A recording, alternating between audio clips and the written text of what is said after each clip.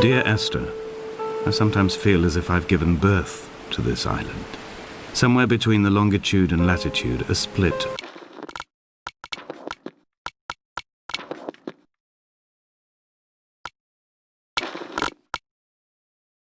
opened up, and it beached remotely here. No matter how hard I correlate, it remains a singularity, an alpha point in my life that refuses all hypothesis. I return each time leaving fresh markers that I hope, in the full glare of my hopelessness, will have blossomed into fresh insight in the interim.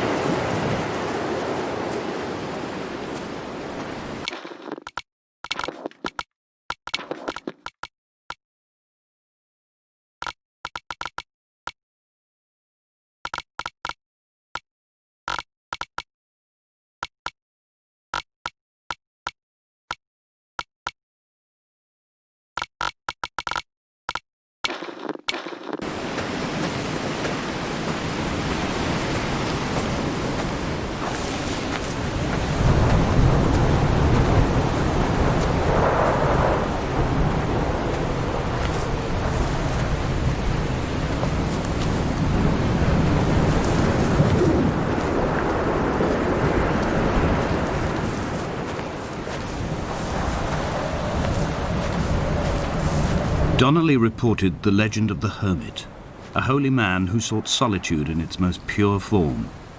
Allegedly, he rode here from the mainland in a boat without a bottom, so all the creatures of the sea could rise at night to converse with him. How disappointed he must have been with their chatter. Perhaps now, when all that haunts the ocean is the rubbish dumped from the tankers, he'd find more peace. They say he threw his arms wide in a valley on the south side, and the cliff opened up to provide him shelter. They say he died of fever 116 years later. The shepherds left gifts for him at the mouth of the cave, but Donnelly records they never claimed to have seen him. I have visited the cave and I have left my gifts, but like them, I appear to be an unworthy subject of his solitude.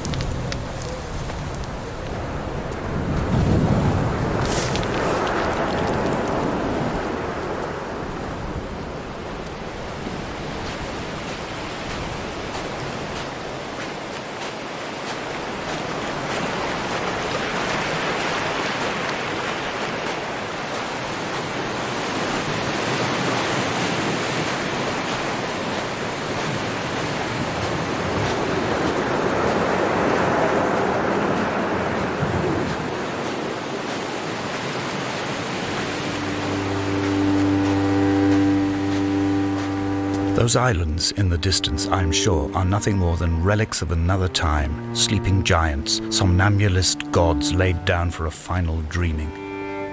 I wash the sand from my lips and grip my wrist ever more tightly, my shaking arms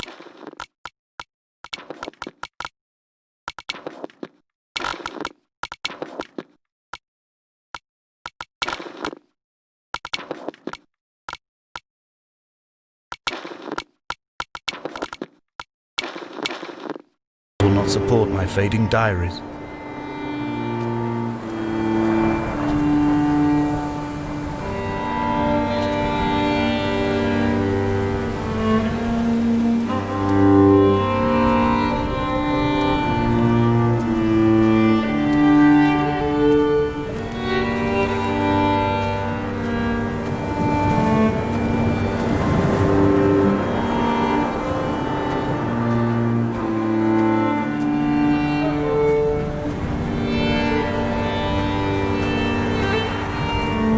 reading Donnelly by the weak afternoon sunlight.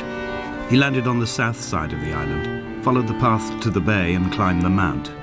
He did not find the caves, and he did not chart the north side. I think this is why his understanding of the island is flawed, incomplete. He stood on the mount and only wondered momentarily how to descend. But then, he didn't have my reasons.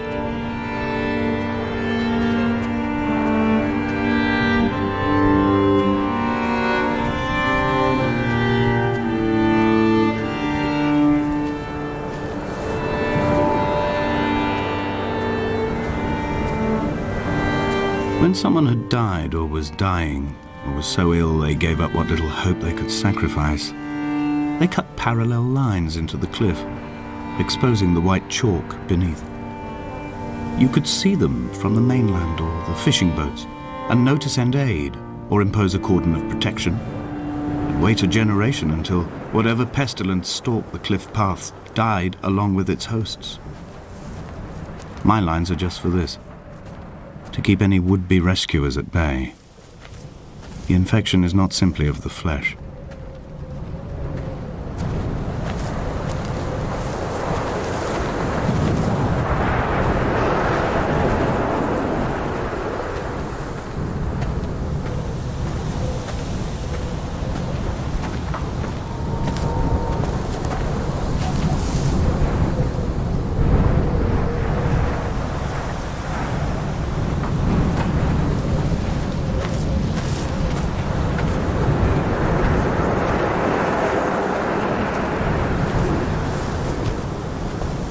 They were God-fearing people, those shepherds. There was no love in the relationship. Donnelly tells me that they had one Bible that was passed around in strict rotation. It was stolen by a visiting monk in 1776, 2 years before the island was abandoned altogether. In the interim, I wonder, did they assign chapter and verse to the stones and grasses, marking the geography with a superimposed significance that they could actually walk the Bible and inhabit its contradictions?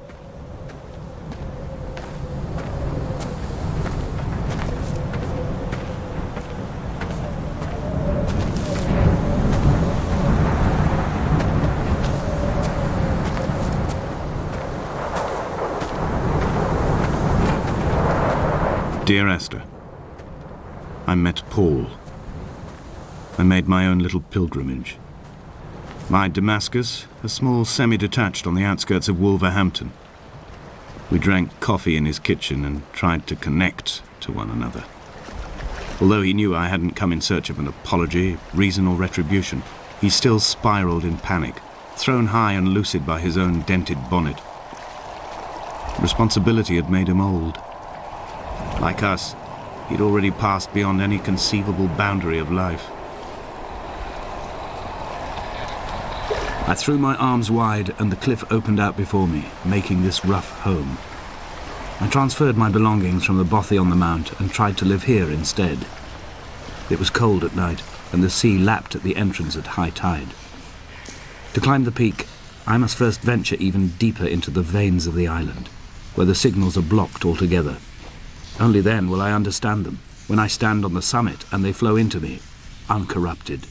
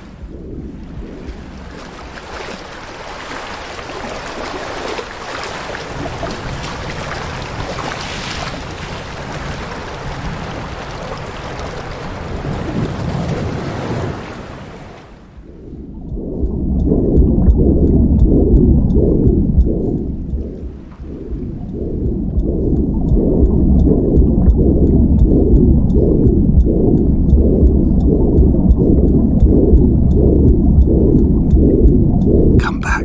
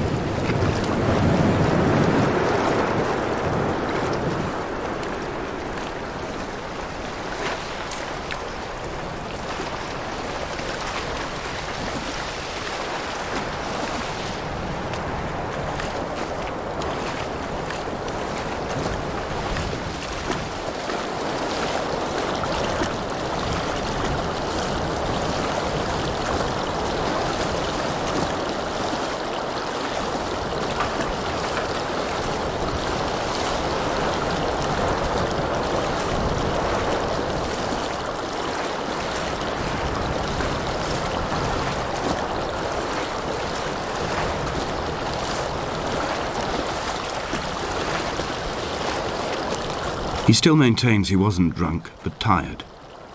I can't make the judgment or the distinction anymore. I was drunk when I landed here, and tired too.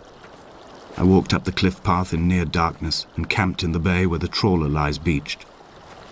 It was only at dawn that I saw the bothy and decided to make my temporary lodgings there. I was expecting just the aerial and a transmitter stashed in a weatherproof box somewhere on the mount. It had an air of uneasy permanence to it.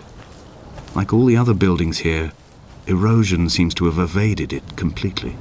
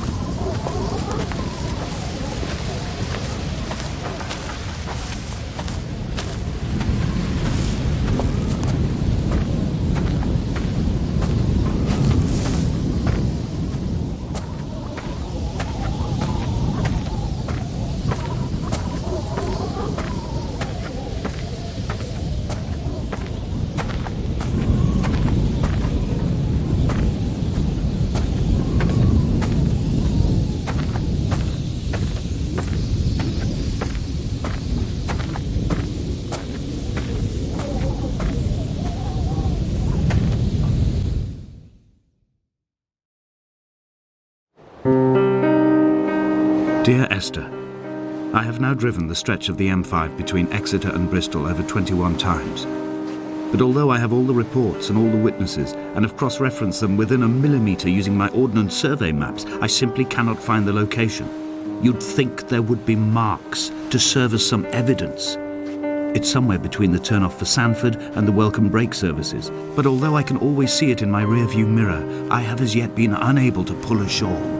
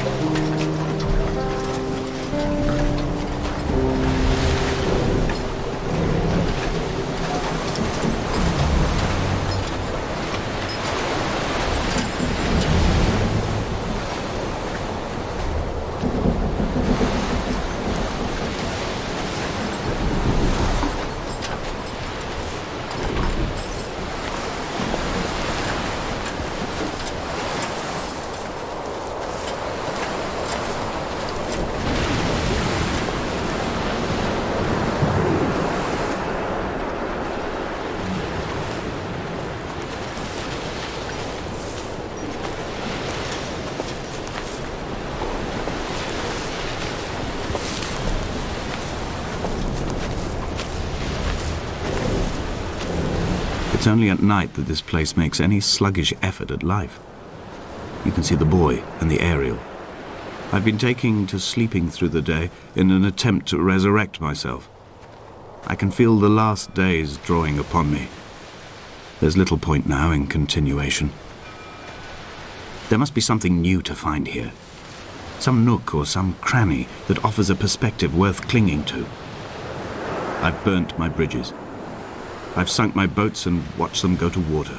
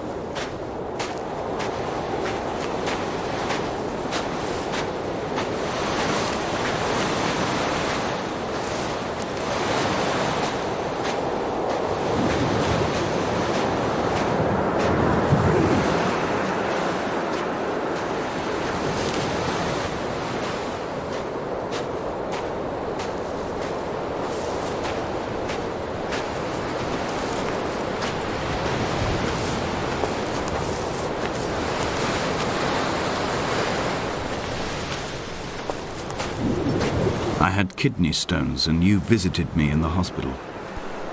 After the operation, when I was still half submerged in anesthetic, your outline and your speech both blurred. Now my stones have grown into an island and made their escape, and you have been rendered opaque by the car of a drunk.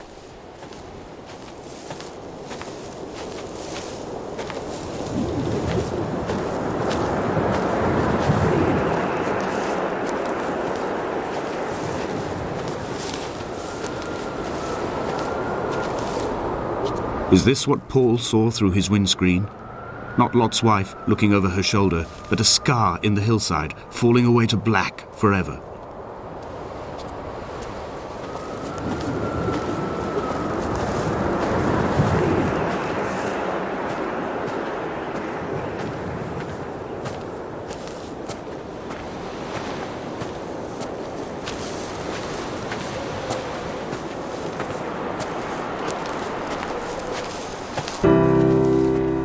I've begun my ascent on the green slope of the western side.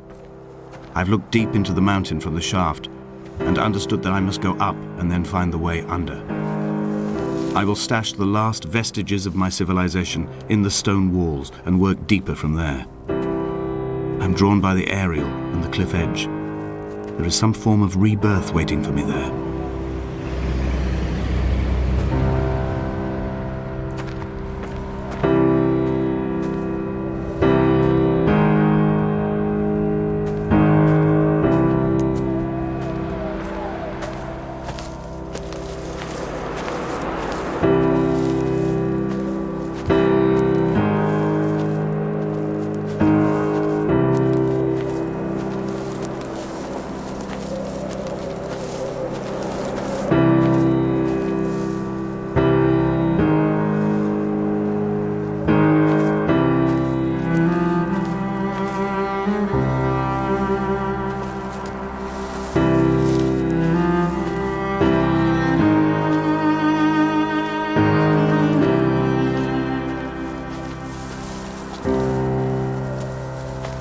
The bothy was constructed originally in the early 1700s. By then, shepherding had formalized into a career. The first habitual shepherd was a man called Jakobsen, from a lineage of migratory Scandinavians. He was not considered a man of breeding by the mainlanders. He came here every summer whilst building the bothy, hoping eventually that becoming a man of property would secure him a wife and a lineage. Donnelly records that it did not work. He caught some disease from his malcontented goats and died 2 years after completing it. There was no one to carve white lines into the cliff for him either.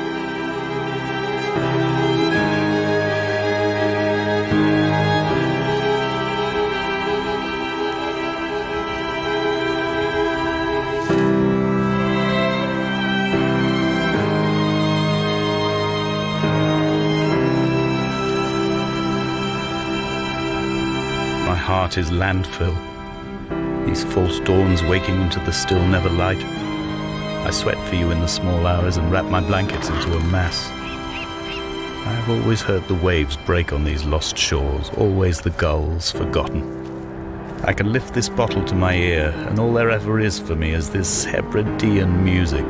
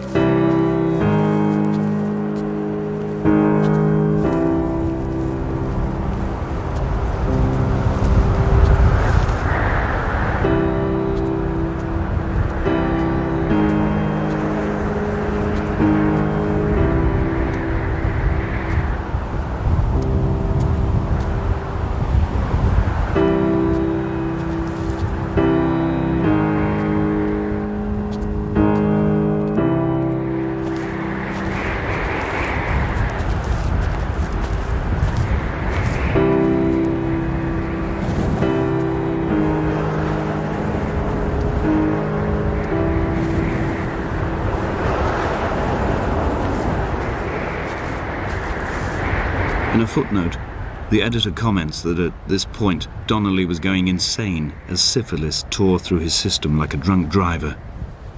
He's not to be trusted. Many of his claims are unsubstantiated, and although he does paint a colourful picture, much of what he says may have been derived directly from his fever. But I've been here, and I know, as Donnelly did, that this place is always half imagined. Even the rocks and caves will shimmer and blur with the right eyes.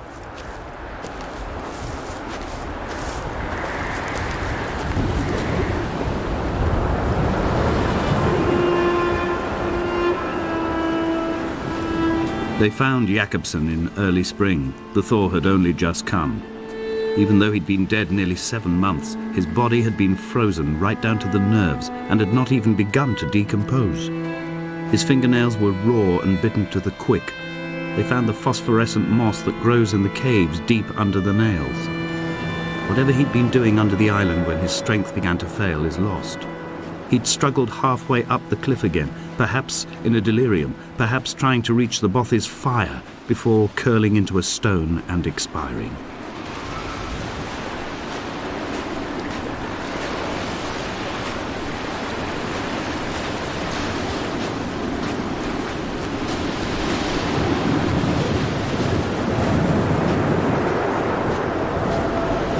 Climbing down to the caves, I slipped and fell and have injured my leg.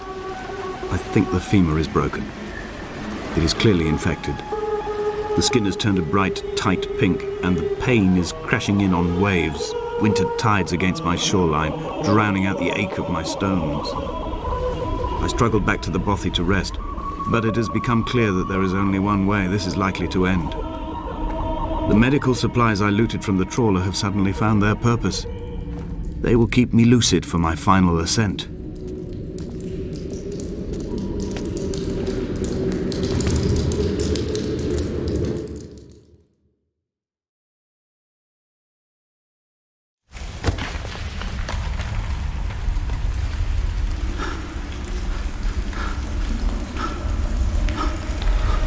Donnelly's addiction is my one true constant.